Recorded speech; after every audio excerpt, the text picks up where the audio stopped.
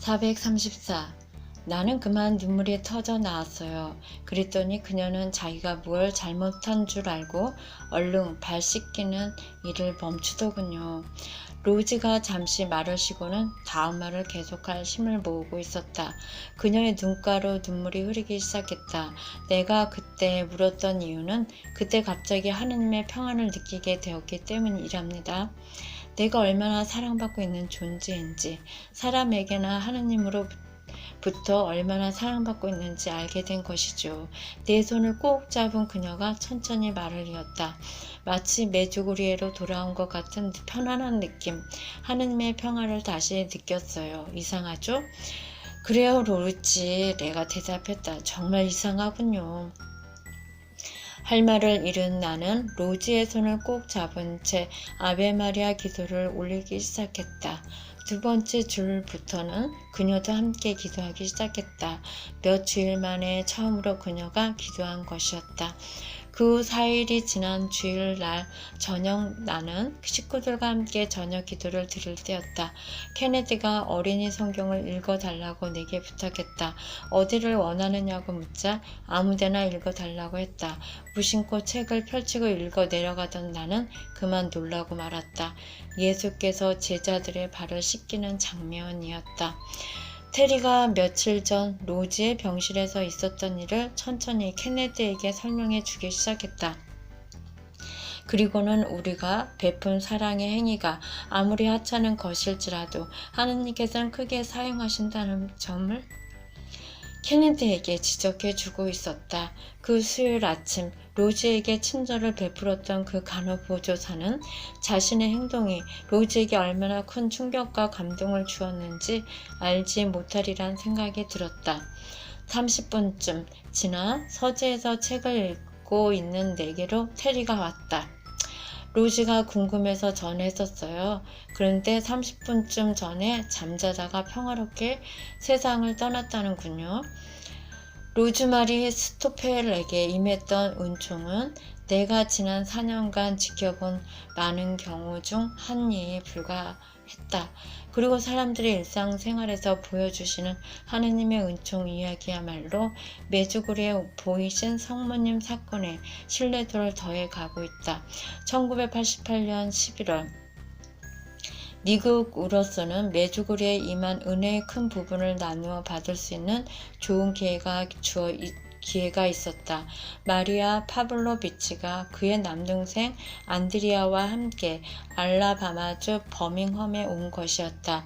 그 안드리아의 신장이 나빠져서 신장 이식 수술을 위해 마리아와 3개월간 미국에 머물게 된 것이었다. 그해 12월 16일 알라바마 대학 부속 버밍엄 병원에서 진행된 수술은 성공적이었다. 신장 이식 수술은 안드리아의 인생을 바꾸어 놓았다.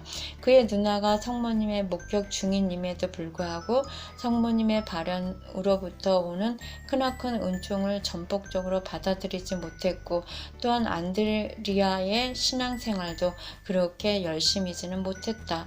물론 죽음의 문턱에 다다랐다가 다시 삶을 연장하게 된 것에도 그 이유가 있었겠지만 그런데 누나가 신장을 기증하자 그 사랑의 행위에 감동되고 그의 생이 바뀌게 된 것이었다.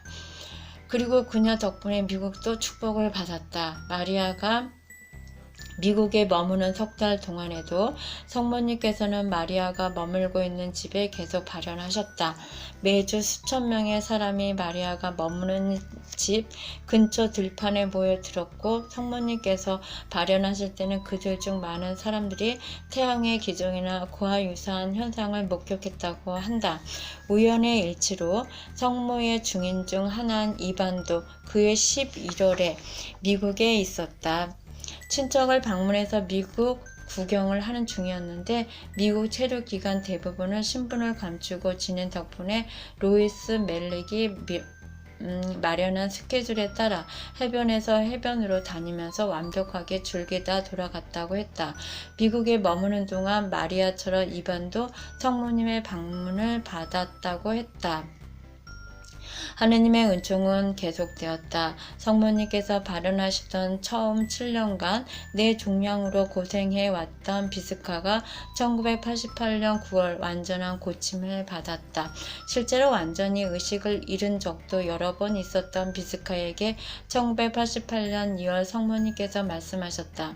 예수님께서 그의 9월에 비스카를 고쳐주시겠다고 말씀이었다. 말씀을 받은 비스카는 2월에 똑같은 편지를 여러 통 썼다. 성야고보 성당 담당 신부, 교황청의 조사위원회 회원들, 그리고 양코 부발로 신부에게 각각 한 통씩 동일한 편지를 보냈다. 부발로 신부는 메주구리에서 성모와 대면한 1000명의 사람들이라는 책의 저자이기도 했다. 편지는 봉인되어 1988년 9월 26일 전에는 열지 못하도록 했다. 9월 25일 비스카는 치유되었고 그녀의 말대로 26일에 편지를 개봉한 사람들은 2월에 이미 성모께서 9월에 있을 그녀의 치유에 대해 말씀하셨던 내용을 확인할 수 있었다. 비스카의 치유는 우리에게 2배의 은총이 되었다. 첫째는 비스카가 건강한 생활을 되찾게 된 점이고, 둘째는 비스카의 병상 일지와 편지들이 교황청 조사위원회가 메주구리의 성모의 정통성을 증명하는 좋은 자료가 되었다. 성모님의 다른 목격 증인들의 소식은 다음과 같다. 이방카는 1989년 가을 2번째 아기를 가질 예정이고, 미리아는 9월에 있을 결혼식 때문에 사라예보에서 돌아왔다. 결혼 후에 메주구리에 머물 예정이라고 했다. 야콥은 이제 18살이 되었다. 성야고보 성당의 선물 가게에서 일하고 있는 그는 매일 저녁마다 자기 집에서 성모님을 뵙고 있었다. 6명 중 4명은 아직도 마지막 10번째 비밀을 받지 못한 채로 거의 3년 동안 성모님을 뵙고 있다. 최근의 일이었다. 새벽 4시쯤 전화벨이 울렸다. 오스트레일리아에서 타냐로부터 걸려온 전화였다. 그녀는 자신이 얼마나 행복한지를 내게 알리고 싶다고 했다. 지금은 어머니, 아버지와 함께 살면서 직장에도 나가고 있다고 했다. 약물 중독에서 벗어났지만 그런 일들로부터 자신을 멀리하여 다시는 똑같은 실수를 하지 않으려고 애쓰고 있다고도 했다. 그녀의 인생이 조금씩 제자리를 찾아가고 있다면서 무척이나 행복한 목소리였다. 작별 인사를 하고 수화기를 내려놓는 나는 조용히 하느님께 감사합니다 라고 기도했다.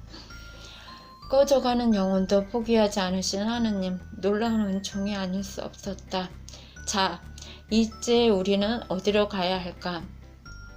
아마도 미리아나가 받은 메시지에 그 해답이 있지 않을까 싶다. 2년 전 그녀의 생일날 받은 메시지인데 이것은 지난 8년간 주신 메시지를 잘 요약한 것이기도 하다. 사랑하는 자녀들아, 나는 너희들의 영혼을 정화시키려고 왔다. 바로 하느님께로 말이다. 그런데 너희들은 나를 어떻게 받아들였느냐? 처음엔 내가 선택한 아이들의 말을 믿으려 하지 않았고 때론 두려워했다. 그러나 너희들 대부분은 마음속으로부터 나를 받아들였고 나의 애정 어린 부탁을 실행에 옮기기 시작했다. 그렇지만 불행하게도 그 실천이 오래가지 못하곤 했다. 그 이유는 나와 내 아들 예수가 나타나는 곳에 사탄도 끼어들기 때문이다. 너희들이 인식하지 못하는 사이에 사탄은 너희들을 유도하여 나쁜 길로 끌어간다. 그러므로 때때로 너희 행동이 하느님 법에 어긋난다고 깨닫거든 즉시 손을 떼어라. 제발 사탄의 유혹에 빠지지 말아라. 너희들을 바라보며 흘리는 내 눈물을 닦아다오. 내 주변을 돌아보아라. 무슨 일이 일어나고 있느냐? 가족이 한자리에 모여 기도하는 시간을 만들어라. 그리하여 하느님께서 주시는 은총에 감사하며 서로 증거하여라. 가난한 사람을 외면하지 말고 그들을 도우면 하느님께서 너를 크게 도와주실 것이다. 또한 내가 만일 너 자신은 선하다고 생각하여 주변 사람들을 판단한다면 그것은 하나님과의 올바른 관계에 놓인 것이 아니다. 나는 너희들이 어머니이기 때문에 이렇게 부탁한다. 사랑하는 자녀들아, 너희들이 모르는 비밀이 있는데 그 비밀이 알려지는 날에 이미 너무 늦어버리게 된다. 기도해라. 기도만큼 절실하게 필요한 것은 없다. 비밀의 일부만이라도 알려서 너희들을 일깨우고 싶다고 하느님께 간청해 보았지만 하느님께서는 이미 베푸신 은총으로 족하다는 말씀 뿐이셨다. 그렇다. 하느님은 모든 것 이에 무엇을 포기했느냐? 다시 한번 부탁한다. 너희 자녀들아, 너희들은 무엇을 드렸느냐? 그분을 위해 무엇을 포기했느냐? 다시 한번 부탁한다. 기도해라. 단식해라. 단식을 할 때는 아무도 모르게 하고 선행을 할 때 역시 아무도 모르게 해라. 기도할 때마다 내가 전하는 메시지를 묵상하도록 해라. 성모님께서 전하신 이 아름다운 메시지가 이 책 전반에 걸쳐 전하신 메시지와 함께 여러분들에게 평화와 사랑을 가져다 줄 것을 기원합니다. 하느님의 은총이 영원히 함께 하시기를 기도합니다. 웨인 와이블. 장시간 이 책을 낭독했네요. 비록 제 발음도 정확하지 않고 저의 음색도 또렷또렷하지 않지만 듣기에 좀 거북했죠. 그렇지만 그 나름대로 저의 부족함조차도 다 쓰임이 있기에 낭독을 받게 된 것 같습니다. 저도 낭독하는 중 여러 차례에 걸쳐서 많은 피로감을 느꼈고 지침을 수시로 경험했습니다. 왜 이리 책이 길지? 라는 생각도 해봤죠. 전에는 이 책을 읽을 때 숨도 쉬는 게 사실 너무 아까워 후다닥 읽고 싶어 밤을 꼬박 새워가며 읽었던 기억이 납니다. 그건 아마도 지금은 유튜브에 15분짜리로 매번 분할해서 올려야 돼서 지루했던 것은 아닌가 하는 생각도 들어요. 그러나 이곳의 작가도 그랬듯이 성경의 한 기절을 펼치면서 그 대목이 자신에게 주는 신의 메시지라는 걸 깨달았듯이 말이죠. 저 역시 그 작가가 만난 그 기절이 자꾸만 제 가슴에 새겨져서 말을 걸어오더라고요. 시작한 일을 끝내라 라는 그 문장에 다시금 제 마음을 자꾸 새롭게 다지며 걸어왔던 것 같습니다. 과연 이 책이 누구에게 이 글이 도움이 되려나 하는 생각도 해봅니다. 과연 이 글을 접하고 그분에게 신의 영험함이 머무르려나 하는 생각도 해보죠. 신은 완벽하고 완전한 것을 통해서도 영감을 주고 만나주기도 하지만요. 저처럼 어설픔이 많고 쩔룩거리는 자를 통해서도 일하시니까요. 전에 이 책을 복사본을 만들어서 필요한 분들에게 택배로 보냈고 그랬습니다. 많이요. 근데 제가 그 일을 기획사를 하지 않게 되면서 더 이상 제가 그 일을 책을 보내주지 못하게 됐죠. 지금은 그래서 이렇게나마 미안함을 달랠 수 있게 된 모양입니다. 이 책의 내용이 어느 한 영혼을 깨우는 신의 음성으로 들리길 바라며 맺으려고 합니다. 마지막으로 여기까지 인도한 나의 성모 마리에게 감사. 무엇보다 예수님에게도 감사, 더 무엇보다 하느님에게도 감사. 지금은 제가 종교를 초월해서 하느님, 예수님 이런 말을 하지 않습니다만 지금은 신, 그냥 하늘 이렇게 표현을 자주 해요. 종교의 벽을 뛰어넘어야 하니까요. 최근에 신이 저에게 말했어요. 내려가라 라고. 그 말 뜻 알겠어요? 저는 그 말의 뜻을 그냥 저절로 알아들었습니다. 그러면서 그에 걸맞는 일도 앞으로 이제 벌어지겠죠. 서서히 여기까지 이 영상을 시청해 주셔서 감사드리고요.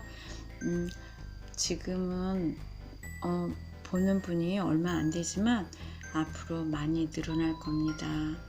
저는 그거를 생각하고 있고요. 그분들에게 도움을 주고자 해서 이 글을 쩔룩거리면서 왔지만 도움을 주고자 이렇게 낭독을 하게 되었습니다. 너무 감사드리고 감사합니다. 그 말밖에 할 말이 없네요. 감사합니다.